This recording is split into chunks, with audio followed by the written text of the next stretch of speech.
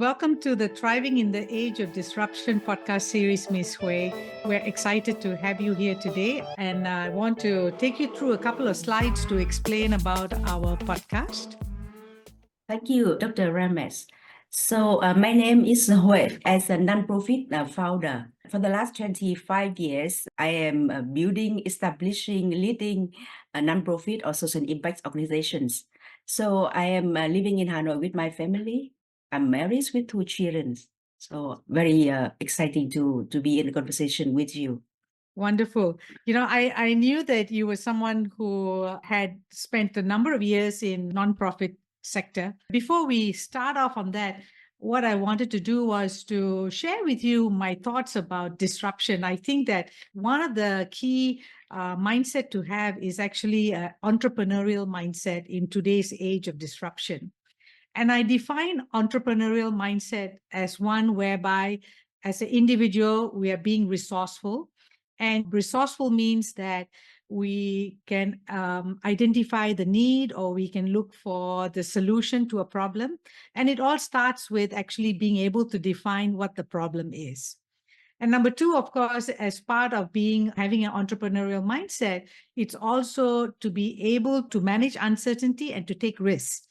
And the third part is actually to create value, whether it's financial, non-financial, or it is for ourselves or others. And with NPOs, you have to be someone who creates value outside of the financial frame. When you look at the nonprofit sector, how does this entrepreneurial mindset apply? And how have you seen that in your own development from moving from the corporate sector to the nonprofit sector? Thank you. You mentioned about the nonprofit and the resources. This is exactly both the opportunities and also the struggles. Sometimes in the early days, I think that, okay, a nonprofit, that means we work for a good cause. And then if somebody provide us with resources, we do it.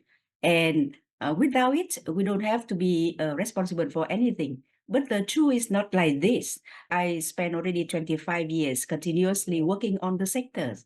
So I realized that when you identify the problem, the issues, and then you want to contribute to solving the problems, you automatically, as a nonprofit leaders, look for the resources, look for the, be able to mobilize not only the finance, but also talents, volunteers, and also being resourceful, taking care of your own finance, but the issue, the community you serve, and not only your own resources, but the community and other people's resources. So entrepreneurship and entrepreneurial mindset is applicable to us. And I love the way you define the old paradigm in NPO sector, which was we are here to contribute towards a good cause.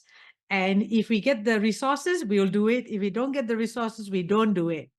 And now, when you look at how the world is disrupting and the need to create and serve the underserved, actually, there is a need to have a discipline that whether or not you have the resources available, that an MPO is actually generating those ideas to have the resources to do their good cause.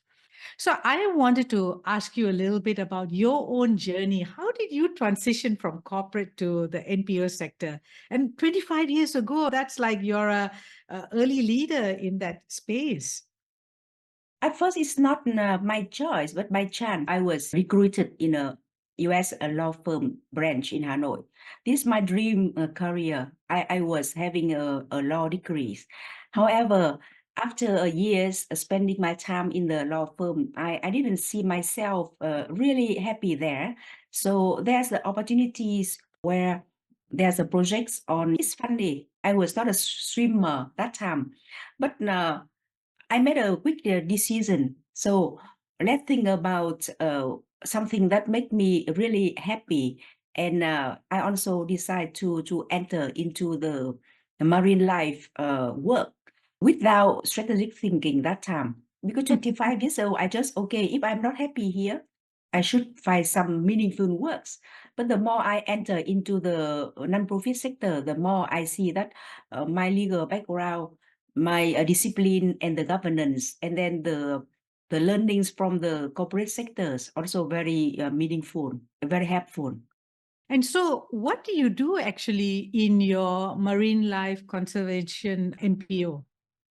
This is a non-state actors registered in Vietnam, and our role is to like partnership brokering. We serve the community in the coastal, the fishers and their communities, so that they can be aware of the policy, why they have their own livelihood, resilience. They also cooperate in a way that they also part of the solution to protect the ecosystems. So it is easy to say, but not very easy in doing things. So our role is to have the community, especially the disadvantaged, the poor fishers, so that they are aware of their role, their rights, and then empower them to be able to be part of the discussing process, decision-making process with other actors. So that's very important because if I remember correctly, fishery products are actually one of the key exports of Vietnam. And so they Yeah, contribute to the economic growth as well. So how many percent is that actually? yeah, it's very significant. I remember that fishery export alone already achieved about 9 billion US dollars last year, Wow. Wow. and that is very significant. And it serves directly about 2, 2 million people. And Mm. we don't talk about the people who are connected in the value chains, the one who do other jobs, but we can talk about 5 million people directly, uh, mm, associated with the fisheries in the Yeah. country. And we are very proud that Vietnam is a ocean countries. We have a long coast. Yes, that's true. Until I came to Vietnam in March of 2022, I never had the opportunity to enjoy so many different kinds of fresh seafood, the different shellfish. And it's been really a joy going to different restaurants and trying the seafood here.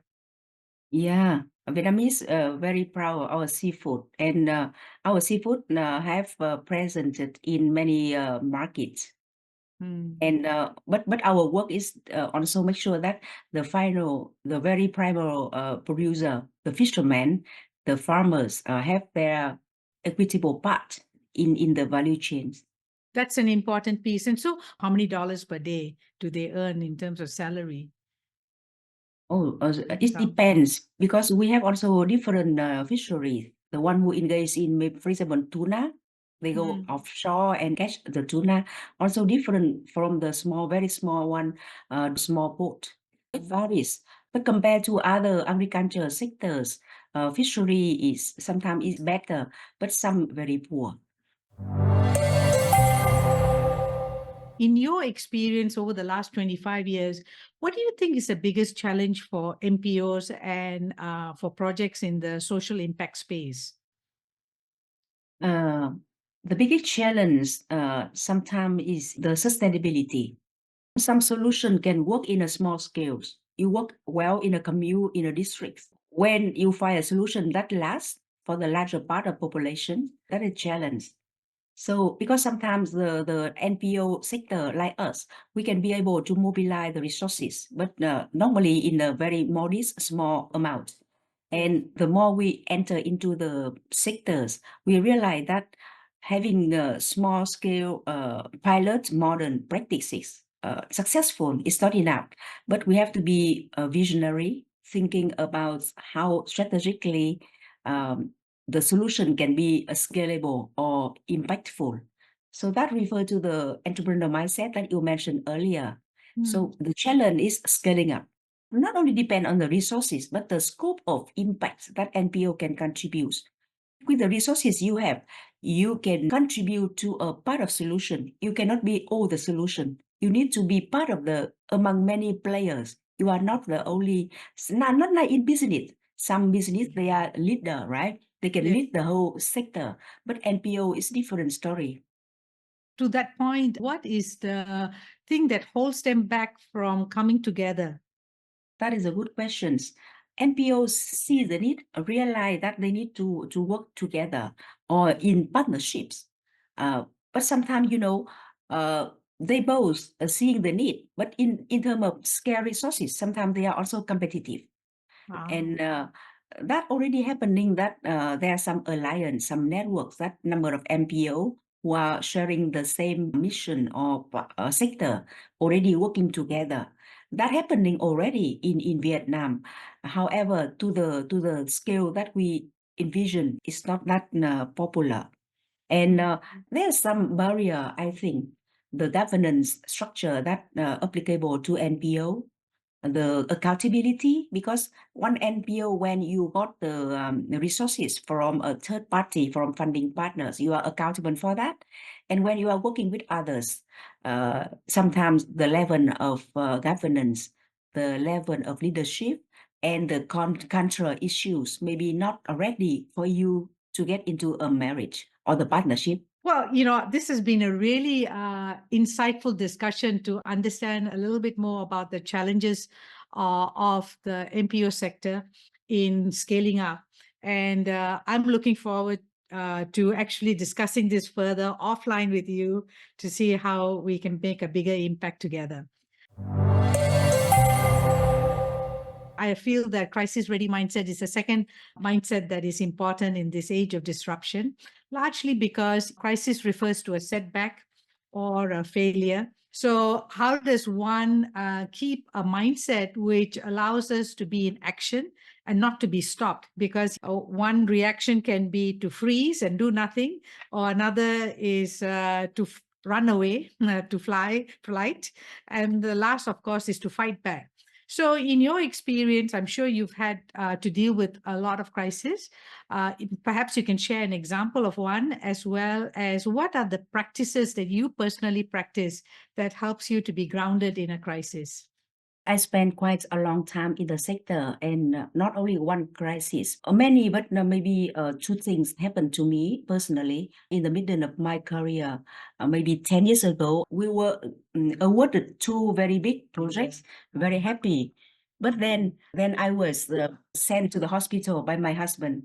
And that time, it is really crisis. And then I have to think about the resilience. So develop a resilience is become part of my vocabulary. Professionally, number of crises for NPO, you mobilize resources, but it does not mean that you have to give too much for your own development.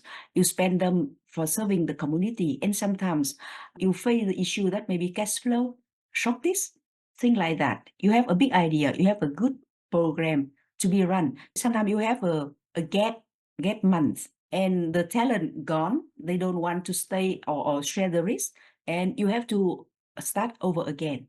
So that kind of a crisis phase, and then we have to learn how to respond to the crisis in a more meaningful way, not to be a panic, but be in a ready mood.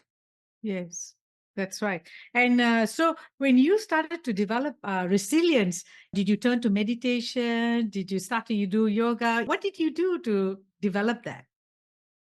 Yeah, like I said, I was a little bit late beginner Yes. of yoga, but after being hospitalized, I started to do my yoga, and recently I listened to the Stoic podcast, simple but meaningful tools that help me overcome the crisis moments, like do or taking care of the thing that you under your control. That's simple thing, but as a leader, sometimes you want to solve the issue larger, much larger than your capacity, and you feel unhappy when the thing not happen like you wish. But now we realize that we need to get it out when the time is right. I'm really intrigued. I have interviewed a number of Vietnamese change makers in my podcast series, and a lot of you talk about Stoic practices, and I love what you talked about. If you can just have that moment every day to take care of something which is under your control, right? And restore for yourself that balance, even though everything around you is not in under your control, then you can be at peace and calm. I saw many other my friends who also in the sector, but they already practice yoga, and maybe they do mindfulness before me, and it's a good practice. And Vietnamese also very quick learner. We observe, we ask ourselves why other woman leader she can be so resilient, and then we also share. Maybe Vietnam also part of the Buddhism. Where are you in your spiritual journey? Frankly speaking, I started to learn to be calm, responding to the thing that happening around me. Yes. I learned to spend time reflecting daily, and also most importantly that building the good habit. When I mentioned about being hospitalized, putting into the best situation of my health, and that because of me not taking care of myself. So for spiritually, so I love the concept of leading from within. So starting from myself and practicing it, because having a good habit, practicing it's really take time and discipline. 1 hour walking every day, it look very easy, but finding the time, prioritizing it is not easy. But this is how I put myself into the discipline.